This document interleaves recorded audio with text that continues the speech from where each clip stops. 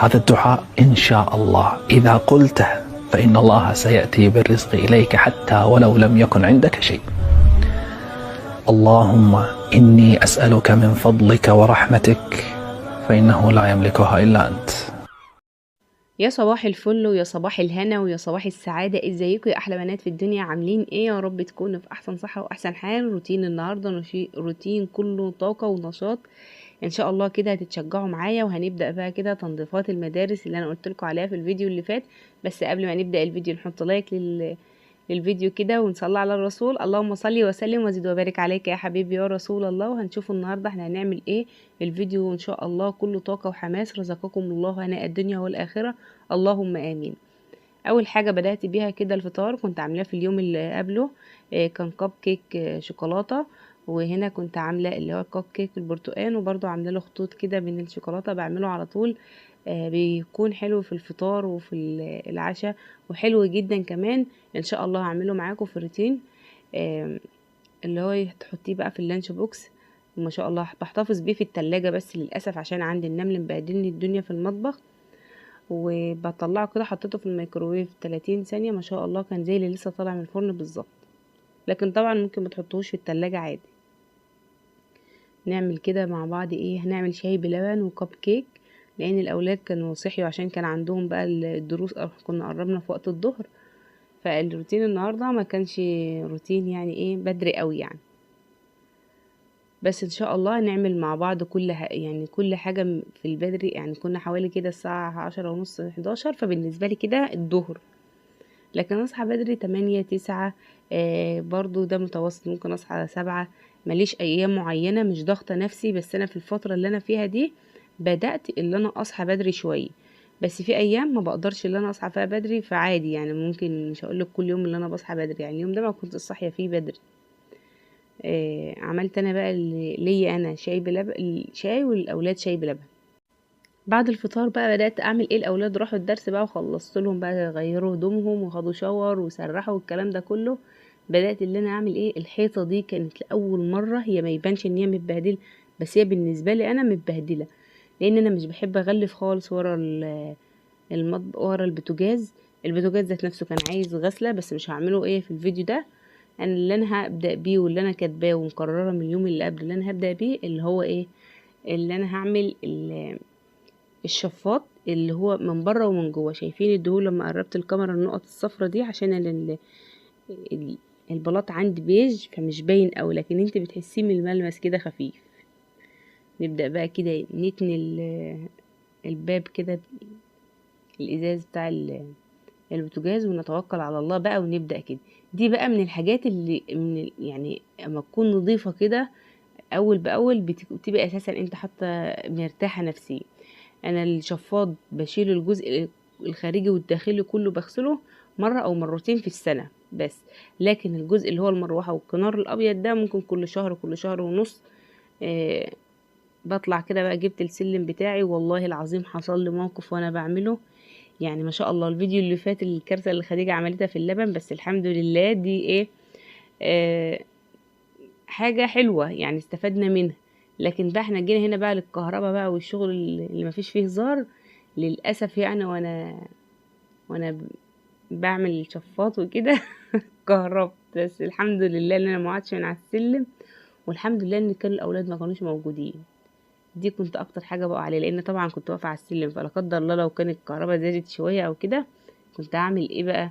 كنت هقع على البوتاجاز، لان انا زق البوتاجاز وانا واقفه قدام البوتاجاز. بس الحمد لله قدر الله وما شاء فعل.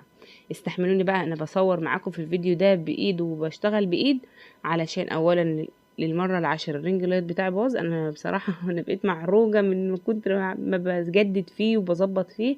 بس هو خلاص بقى كده.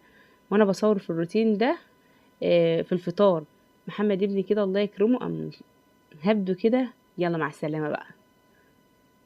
فالحمد لله يعني الروتين كله كوارث.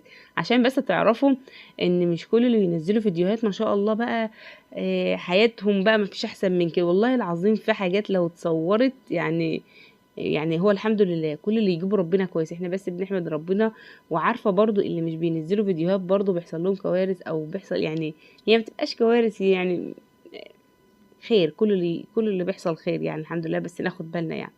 انا كنت هنا بعمل بحذر، لان البتاعه دي بتتعبني جدا، اللي هو الجزء اللي عليه الموتور. فطبعا انا مش هجيب عليه ميه عشان السلوك دي، انا بجيب بس على الجزء ده الموتور عادي، بجيب عليه اللي هو القطعه السوداء دي.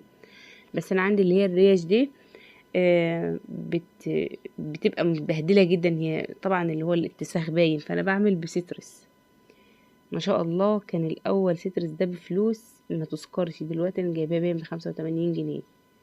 فانا جبت بقى كده الحيطه، رشيت اولا على الشفاط بعد ما خلعته، وجبت كده بقى من فوق، والجزء اللي كان عليه دهون اللي هو ورا البوتاجاز على طول، جبته بقى ايه كده بخ بالدهون. ما شاء الله الدهون الرغاوي دي كانت بتنزل كده لونها اصفر غامق وبني كده، بتاخد الدهون وتنزل على طول.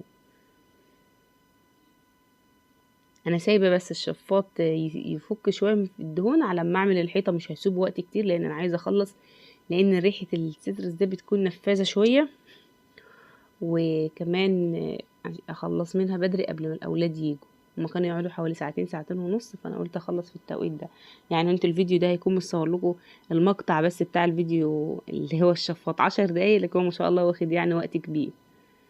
شايفين اساسا نازله لونها بني ازاي او صفرة اهي الدهون، الجزء اللي فوق الشفاط برضو. بس الحمد لله الحمد لله، عشان برضو انا عندي هنا الباب البلكونه برضو كان من فوق كده كان متبهدل في الدهون، بس مش بهدله قوي يعني. فانا برضو رشيت عليه كده، غرقت الدنيا كلها سترس يعني، الحيطه دي كلها. دي كان اهم حاجه عندي اللي انا اعملها. جبت بقى السلكه، والسلكه ناعمه. السلكه الناعمه دي دخلت كده ايه حبيبات بسيطه من السلك في ايدي، تمام. فانا ما كنتش حاسبها وانا بشتغل خالص، انا حسيت بها اللي هو اخر اليوم وتاني يوم، لان حصل برضو حاجه تاني يوم انا هحكي لكم عليها دلوقتي. بدات بقى اللي انا كده الرغوه دي مش صابون، ديت لهلوبه بقى مع السترس. خلاص بقى لقيت البلاط كده بيزغرط لوحده ما شاء الله، والرغاوه هي لسه نازله كده بقى ومصبنه الجزء اللي فوق.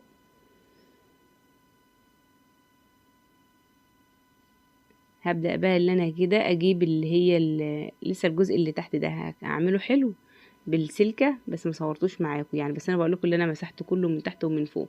جبت كده هنا اسمها ايه الباركيه، هي على الناشف. بدأت لما ألم بيها الرغاوي والدهون، وبعد كده هشيلها اغسلها كويس واصفيها، وبرضه هرجع انشف بيها، لان ضروري نعمل الحركه دي مره واثنين وثلاثه علشان المذيب الدهون او السترس ده ما يطفيش البلاط ويديله تجيره، ما نبقاش منضفينه وفي نفس الوقت ما نشوفش اللمعه. فاهمين قصدي؟ وهنا البلاط، لا بصراحه البلاط اللي كان ورا البوتاجاز ما كانش متبهدل اول حاجه الحمد لله يعني خلص كده على طول. ممكن الجنب اللي كان ناحيه البوتاجاز، الجنب اللي هو بتاع هنا ده اللي هو المطبخ ده، بحط فيه الصواني الكبيره اللي استلس يعني، فما بقاش في عليه دهون ولا حاجه. نيجي بقى هنا بعد ما خلصنا بقى سيبته كده ينشف. كان هنا بقى الشفاط ما شاء الله الجزء الابيض ده ما بياخدش مني بصراحه في الغسيل دقيقتين، على طول على طول على طول يعني ما شاء الله. فانا خلصته بقى. الجزء اللي بياخد مني وقت اللي هو الجزء البني ده اللي هو اللي فيه الموتور، لان طبعا ما بحطش عليه ميه، انا بحطه مذيب وبغسله، وبعد كده بنشفه بقطعه من القماش. عارفين اللي حصل في الشفاط ايه كمان؟ اللي هي الثلاث طبقات اللي هما الذهبي دول البني، اللي هي بتفتحي الشفاط وتقفليه بيهم، الاوتوماتيك بتاعهم باظ. فانا قعدت احاول ان انا افتح واقفل فيه، يعني عايزاه يبقى مفتوح بحيث برضو اما اجي اروح عند ماما بقوم شاده الشفاط بقفله. بس انا الحمد لله يعني عندي البلكونه بتاعه المطبخ متبلطه ما فيش بقى حاجه. فانا قلت بقى ايه، طب انا هودي الشفاط لمين وانا عايزه اركبه، لان اي نعم البلكونه فيها ستاره، بس المطبخ كانت مالة دبان، فمش هينفع ان انا يعني عايزه حد يعدل الاوتوماتيك بتاعه بحيث اما اشد الرباط كده يترفع، وما اشد المره التانية يتقفل. فاهمين؟ فانا قلت جايبه بقى ايه، جايبه رباط، مش عارفه رباط بنطلون محمد باين اللي هو الرفيع ده، وقمت رابطه اللي هو ربطها من فوق كده. المهم ان انا سيبته دايما يبقى مفتوح على طول، ما عادش بيتقفل، والوقت بقى هيقعد يتصلح. بس بصراحه انا ما عملتوش دلوقتي لان ظهر لي حاجات تانية. انا كل ما بعمل حاجه بتظهر حاجات تانية. انا عندي ضرفه في المطبخ بايظه، اللي هي ضرفة الجرار، هتشوفوها معايا برضه في فيديو ان شاء الله، لازم اشاركها معاكم. وبغسل الغسالة الاوتوماتيك، الحمد لله الصرف بتاعي اساسا ضارب خالص، يعني اقف كده اغسل احط دورة في الاوتوماتيك، ما غسلتش معاكم كتير، ممكن يبان في الفيديوهات دايما بغسل في النص بسبب ان الاوتوماتيك عندي مكتومة، فالاوتوماتيك سلكت جه، جبت السباك بقى وعمل لي الدنيا، وانتوا عارفين بقى دخلة السباك في البيت الشقة بتعمل ايه، ما علينا، قلت ما يهمش اليوم هيعدي وكده. بعد ما عمل لي ده لقيت ايه، شايفين ما شاء الله المذيب يا دوبك كده بمشي السلك على طول، ما شاء الله على طول، يعني سيترس ده حلو جدا. هكمل لكم الموضوع، بس انا في نقطه بقى من خلال الموضوع ده، انا بقى عاوزه اجرب فوط ايكوي بتاعه الدهون وبتاعه التراب وبتاعه الازاز، التلاتة دول انا نفسي اجيبهم، بس مش عارفه فعلا سعرهم يستاهل ولا لا، لان هم غاليين جدا، عارفه ان فصل صلاحيتهم 2 وممكن اكتر. بس انا بصراحه عشان انا بحب الحته تكون دايما، يعني الشقه تكون مفيش فيها تراب، وفي نفس الوقت هي شقه على الرغم ان انا مش على شارع رئيسي ولا حاجه، بس الشقه عندي بتلم تراب، يعني حابه فكره ان انا امسك الفوطه وما امسكش بقى لا بليدج ولا جلانس ولا الحاجات دي كلها، يعني الحمد لله الحاجات دي عندي، بس انا بتكلم ان شاء الله لما تخلص دي اللي انا بفكر فيه. على فكره انا كنت بفكر في الفوط دي من ايام ما كانت فوطه الدهون دي ب130 جنيه، انا مش عايزه اقول دلوقتي هي بقت بكام، يعني بقت باسعار خزعبليه كده. فلو انتوا بقى حد كده من احبائي مجربهم وضامن الجروب، لان انا مش متعوده اجيب حاجه اونلاين، يعرفني بقى اللي انا يعني يسيب لي اللينك او في الكومنت عشان، او يتواصل معايا على صفحتي على الفيسبوك خديجه لدوات المطبخ بنفس اسم القناه، علشان اطلب يعني الفوط دي، لان بصراحه انا نفسي فيهم جدا. برضو بحيث ان الدهون ما تتراكمش، يعني انا بشوف كده فيديوهات، بصراحه انا ما جربتهاش، دايما بجيب الحاجه وبجربها، بس دي ما جبتهاش، عشان مش عشان سعرها هي عشان سعرها شويه، وعشان برضو النقطه التانية ان هي اونلاين مش موجوده في محل ان انا اشوف الحاجه، فاهمين؟ وانا اختكم مش متعوده في الحاجات دي خالص. الجزء ده ما شاء الله نضف بعد ما تعبت بقى شويه في الشفاط. شايفين لو تلاحظوا ان الظرف اللي فوق دي مفتوحه على القوي، لان انا ربطها كده زي ما قلت لكم برباط، والارض ما شاء الله قعدت فله شمعه منوره، والحيطه وكل حاجه. لا ده انا كمان هوريكم انا عملت ايه تاني، بس بالله عليكم تدعي له كده بالصحه، انا يعني بصور لكم بقول لكم الجانب الحلو، الجانب السيء انا محتفظه بيه لنفسي، لان الغرض من القناه اللي هو التشجيع والافاده وناخد من بعض كده، يعني احنا كلنا كأمهات بنعاني من نفس الحاجه يعني. فجيت بقى ايه، هنحضر الغدا. الغدا كان ايه، انا عندي كيلو الا ربع من اللحمه، في 100,000 حاجه عاوزه اعمل بيها، فانا قررت حاجه واحده اللي انا هعملها، هي ايه، هي كفته البرغل. اخلص الكميه دي وبعد كده ابقى اجيب كميه واعمل حاجه تانية، فاهمين قصدي؟ ممكن نص كيلو اعمل منه، كنت عايزه اعمل حواوشي وعايزه اعمل برجر وعايزه في حاجات كتير، يعني على فكره الفيديو اللي انا كنت مصوراه اللي انا منزلاه من شهر كده، كل دي حاجات متجمعه. انا عملت دي ليه؟ اولا لقيت بنوته او انا منزله المنيو اللي هو ناكل كل يوم لحمه باسعار اقتصاديه، هي عايزه الوصفه دي، فهو الفيديو كان فيديوهات اكتر من سنه، فالفيديو تاه وهي مش عارفه تتواصل عليه، فانا قلت خلاص هعمل الكفته، وكمان بدل ما اعمل كذا حاجه واتعب في اليومين دول الواحد مش مستاهل يعني، لا انا اخلص وبرضه عشان هي اقول لها الوصفه، وكمان ان انا بقى ايه اعمل جزء الغدا النهارده، واعمل وجبتين 3 بقى ايه لايام تانية بقى، اطلع من التفريز على الصينيه في الفرن على طول. المقادير بقى، نص كيلو من اللحمه المفرومه، عليها كوبايه شاي، كوبايه من الشاي مش كوبايه من الميه، برغل هنغسله ومش هننقعه خالص، ضربت كده عليها بصلايه متوسطه حجم وسط، انا اقول لكم حجم النص كيلو، لكن انا عامله هنا كيلو الا ربع، فانا حاطه البصله ما شاء الله كبيره، وحاطه كميه برغل اكتر. البرغل ما نقعتوش خالص، ليه؟ لان انا مش هصفي ميه البصله، لو ضربتهم كده مع بعض الميه اللي هتنزل من البصله البرغل هيمتصها، فكده البرغل هيدوب معانا، وكمان اللحمه مش هتفك ولا اي حاجه خالص. بس بصراحه هي كميه البرغل اللي انا عملتها في الفيديو ده هي كانت كبيره شويه، هو كانت بقى حوالي معلقتين 3 كبار، فانا ما رضيتش بقى احتفظ بهم، قلت اخلصهم كلهم ايه مره واحده. لكن زي ما بقول لك نص كيلو برغل، نص كيلو لحمه عليه كوبايه شاي، ما تكونش مليانه يعني، اللي هي كوبايه الا ربع كده، مش مالينها يعني. وحطيت كده البرغل بقى، وحطيت بهارات الكفته والبيكنج باودر والملح والفلفل، بس كده. انا كنت حاطه كمان يا بنات مع البصله فص من الثوم. الثوم بيدي للكفته بصراحه طعم جميل جدا.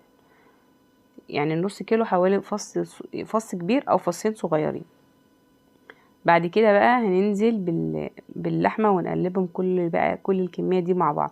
على فكره الفيديو ده متصور من الاسبوع اللي فات، والحمد لله يعني في الاسبوع ده احنا كنا مرتين كفته. طلعت من الكفته اللي انا مفرزاها دي واتغدينا بيها ما شاء الله. الواحد انا بحب كده بقى ان انا احط الحاجه اتعب، زي ما بقول نتعب يوم، ده المبدئي في الحياه كده. خصوصا حاجه الاكل يعني. انا بقى ما عنديش ليا، بس اللي هي طبعا بتوديه في حته تانية. فانا هعمل ايه؟ دي السمنه اللي احنا مصفيينها مع بعض، سمنه بلدي. حطيت كده معلقه. انا بقول لكم هنا هندمج بقى قوي، بس عشان انا مش بستخدم الجلافزات. فندعك بقى ايه زي ما يكون بنعجن عجين بقى، نعمل اندماج كده للبصله مع البرغل مع اللحمه. بعد كده ما دمجتها بقى ما شاء الله، شايفين شكلها. الخطوه بقى اللي انتم متعودين معايا اللي انا بعملها، اللي انا بعمل فحمه واسيبها كده. يعني بحب احط الفحمه والحاجه لسه طريه. شايفين الحاجه عماله بتقع مني ما شاء الله. يعني اليومين دول انا مش عارفه والله بصراحه انا في ايه. يعني الواحد كل ما يدخل المطبخ على رأي ما كل ما عملت حاجه تاني، يعني كفايه عليكي كده كل شويه يحصل حاجه في المطبخ، حاجه تقع مني، تتكسر، حاجه تبوظ. فنكمل بقى موضوع السباكه. حطيت دوره الغسيل، لقيت الدنيا المطبخ عندي غرق، وما شاء الله انا كنت منضفاه الارضيه بتاعته وفرشه وتمام قوي. بس كانت السجاده كانت عايزه تتغسل، بس انا كنت مأجلاها شويه لدخول الشتاء. فلقيتها بقى طبعا طالما الميه جت عليها بقى خلاص هتشال تتغسل. يعني طبعا هو هنا الفيديو شارح نفسه كده. بدأنا ان احنا نكفت الكفتة ده مسن، مش عارفة ده مسن او سيخ، انا مش عارفة ده ايه. فالمهم يعني انا بعد ما كفتها كبير كده لقيت الصباع كبير، فرجعت قللته شوية. يعني دايما اول صابع او تاني صابع بيكون تجربة، وبعد كده بنقفل من فوق حلو ومن تحت، وبعد كده نضغط كده بصوابعنا تدينا شكل الكفتة بالظبط. خلاص سلكنا وحطيت بطاس في الاوتوماتيك في الصرف بتاعه مش عارفه ايه.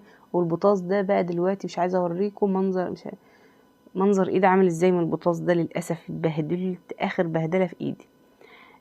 جيت اغسل بقى المواعين بعد لقيت الدنيا طفحت خالص. وصراحه والله الواحد بيضحك يعني. زعلانة على حتة ان كل ما بسلك حاجة تانية تبوظ، كل ما بسلك حاجة تانية تبوظ. فاهمين قصدي؟ بس الحمد لله قدر الله ما شاء فعل يعني. أه لحد دلوقتي وانا بكلمكم وبمنتج لكم الفيديو الصرف بتاعي لسه متصلحش. فدعواتكم بقى. شايفين بعد ما عملت بقى حسيت ان الصواعين دولت كده كبار، لا فقللت بقى شوية. بعد بقى ما الكفتة دي خلاص هتقرب تخلص من عندي بقى في الفريزر، قبل ما تخلص يعني هكون ان شاء الله جايبة لحمة تانية واعمل حاجة تانية واحطها في الفريزر.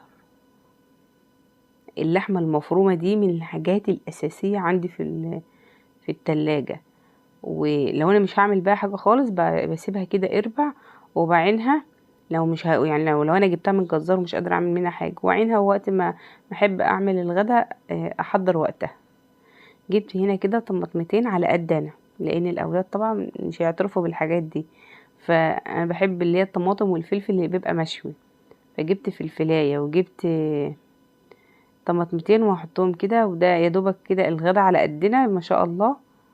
والكميه دي شايفين ما شاء الله لسه كميه قد ايه. الكميه دي كلها بقى هصبها واحتفظ بها في الفريزر، واحط دي كده تحت الشوايه تاخد لون، وبعد كده هقلبها. هي زي ما قلت لكم ان البتاعه دي زادت معايا شويه. اللحمه بتاعتي يا بنات بلدي، فما بنحطش فيها نشا.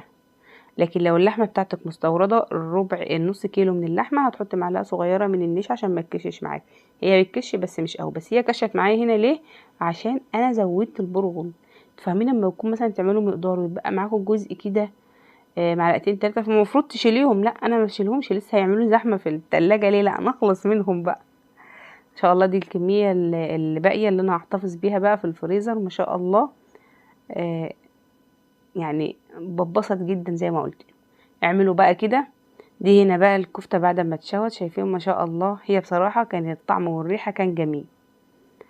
نروح كده بقى ايه نتغدى، لان لسه كده الروتين بتاعنا مخلصش. لازم طبعا مع الكفته شويه سلطه طحينه كده، حاجه بنت ناس يعني. هي اللي يعني انا بالنسبه لي الطحينه هي اللي بتاكل اكتر من الكفته.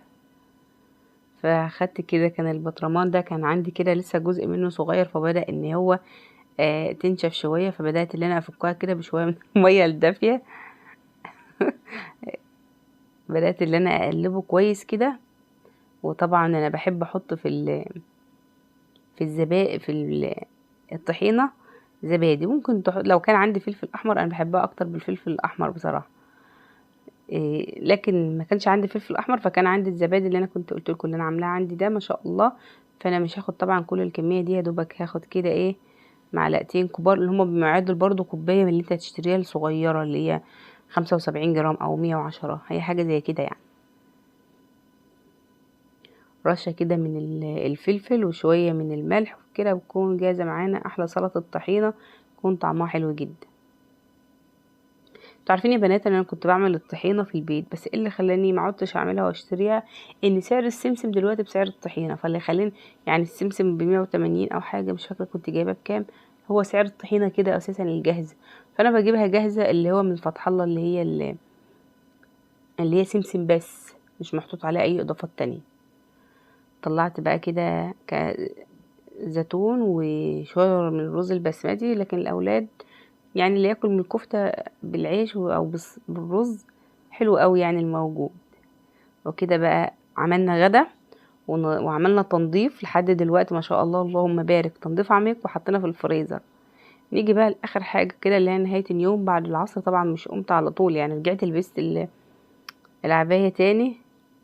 شايفين كركبه، كل ما بفتح كركبه كده الضرفه بتاع الحلل دي وتحت البلاستيك.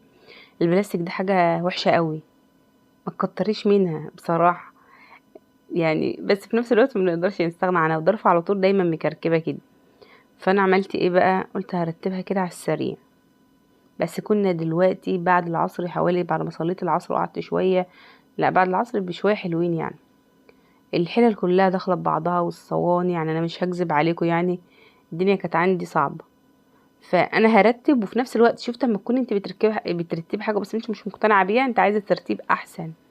خصوصا ان الحلل انا عايزه احط الحلل اللي انا بستخدم حوالي 4 حلل بس، اللي هو على طول يعني. فانا عايزه احطهم في مكان يكون سهل. وبرده صواني الكب كيك انا بحطها ورا، انا بستخدم الوقت بعمل الكب كيك اكتر من الكيك ذات نفسه، فان انا بحطها ورا كده وكل والحلل محطوطه قدام، فبرضه دي بتتعبني. شايفين السرعه في ثانيه؟ يا ريت كانت الدنيا كده، ما كانش حد عانى يعني من ان الدنيا في ساعتها كده ترتيب، يعني ترتيب في ساعتها. لو تلاحظوا انا شلت بقى صواني الكب كيك لان انا محتاجاها تكون جنبي، مش عايزاها تكون بعيده كده. نيجي بقى للضرفه اللي تحت دي اللي هي كربسه. دي ضرفه الكربسه، بس بصراحه برضو عشان ما اظلمهاش هي بتترتب في اقل من 5 دقايق، عشان كده الضرفه دي مش بيشتغل همها خالص في الترتيب. دي الحله اللي انا بقول لكم عليها اللي انا كنت عامله فيها السمنه البلدي الفيديو اللي فات. منقره كده او مخربشه في الارضيه من كتر ضرب المضرب اللي استلس فيها. رتبتها كده الى حد ما، هي شكلها مش مرتب او شكلها مش الطف حاجه بصراحه، بس على حسب الاستخدام وعلى حسب برضو ما اشوف. زي ما قلت لكم الحلل عايزه احطها في مكان حلو، فان شاء الله يعني هحاول كده اللي انا الصواني التشيز كيك هي اللي حطها بعيده لان مش بستخدمها الا من كل كذا شهر يعني. خلصت طبعا، انا مسحت ونضفت، بس انا اختصرت عليكم عشان طولت عليكم في الفيديو قوي. اخر حاجه بقى انا هعملها اللي هو برضو الضرفه دي كانت برضو عامله كده بنعكشه، بس برضو هتترتب معايا بسهوله. بس ان انت تعملي حاجه سهله وحاجه صعبه مع بعض، المهم ان انت عملتي فانت تحسي اساسا بانجاز. شايفين انا هنا بقول لكم النمله ماشيه تتمخطر كده. النمله عندي قليل الادب، سيء قوي فيها في في المطبخ. انتوا عارفين بقى وانا بعمل اللي بصور معاكم الفيديو ده فوق المطبخ ببقى برضو اطلع على السلم كده فوق المطبخ واشيل الحاجه اللي عليه وامسحها وكده. انا لقيت كميه نمل، والنمل ده ساحب حاجات يعني مثلا زي ما يكون رده، زي ما يكون دقيق، حاجات كده بس هو مش دقيق يعني، مش عارف جايب الحاجات دي منين. فانا مسكت بقى اللي هو الماجيك ده بتاع النمل وهتك بقى يا بخ السطح اهو، هو ده حلو جدا جدا. فانا كنت دايما بعمل على الاسطح يعني اهو، شايفين الجزء ده كده انا حط يعني بشيل الاكياس دي وبحط اكياس ممكن سنه وسنه لا ما اشيلهاش، ما تكونش لما الدهون او حاجه، لو عامله طبقه خفيفه من التراب كده بمسحها وخلاص. بس بصراحه ما شاء الله الاكياس دي بتحافظ جدا على ان المطبخ من فوق ما يلمش اي دهون. يعني هنا بوريكم وانا فوق الضرفه ديت برضو هرتبها، ولو لقيت لها مكان تاني هبدلها. ده الشكل كده بنزلت كل حاجه وبخيتها وسيبه. اقول لكم بقى اللي انا سبتها شويه وسايبه الضرفه مفتوحه عشان ريحه البتاع دي تخرج، اللي هو البخ ده. والعجان بتاع الامور الصغير الحدق اللي ملوش قطر اللازمه ده، دعواتكم كده بقى انا ان شاء الله اجيب عجان حلو، لان بصراحه انا دراعي واجعني عشان كده مش قادره ان انا اعمل معاكم معجنات، بس هي لازمه لابد منها يعني. فانا حطيته كده. والميزان ده لو انا جبت معاكم ميزان قبل كده، لو انت محتاره تجيبي انهي ميزان فيهم هاتي الحساس، ما تجيبيش الكبير ده. انا حطيته والله كنت عايزه اشتغله واعينه تحت السرير لان ما عادش ليا استخدام عليه. كنت بوزن بيه اللحمه مثلا لو انا هقسم اربع او كده، بس التاني ما شاء الله غنينا عن كل حاجه. جبت بقى حطيت حاجه الهاند بلندر والكبه كده في البوكس ده بحيث ان انا لما اجي استخدمه احطه على طول. وحطيت الترمس ورا على فكره الخلاط بتاعي بايظ، ان شاء الله اصلحه الفتره الجايه. وبكده بقيت يكون الفيديو بتاعي خلص معاكم. اشوفكم على خير في فيديو